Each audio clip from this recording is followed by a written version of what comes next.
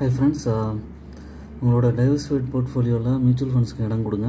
அதில் best small cap mutual funds பார்க்கலாம்.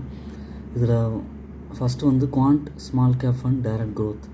இதோட 1 year ரிட்டர்ன் பார்த்தீங்கன்னா 36.99%, 3 years ரிட்டர்ன் 29.86%, 5 years ரிட்டர்ன் 48.39%.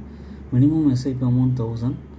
அதுக்கப்புறம் ஸ்டெப் அப் மெத்தடில் இன்க்ரீஸ் பண்ணிட்டும் போகலாம். எப்போவுமே மியூச்சுவல் ஃபண்டில் இன்வெஸ்ட் பண்ணும்போது அட்லீஸ்ட் ஒரு 1000 rupees அந்த மாதிரி ஸ்டார்ட் பண்ணிங்கன்னா ஒரு 1 year கழித்து மறுபடியும் வந்து இன்க்ரீஸ் பண்ணுங்கள். 1500, 2000 அந்த மாதிரி இன்க்ரீஸ் பண்ணிட்டு போனீங்கன்னா லாங் டேர்மில் நல்ல ரிட்டர்ன் கிடைக்கும்.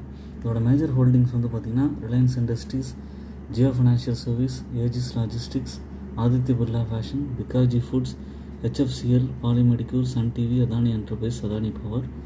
என்னோடய சேனலை சப்ஸ்கிரைப் பண்ணுங்கள், லைக் பண்ணுங்கள். எப்போவுமே ஓன் அனாலிசிஸ் பண்ணிவிட்டு மியூச்சுவல் ஃபண்ட்ஸ் பர்ச்சேஸ்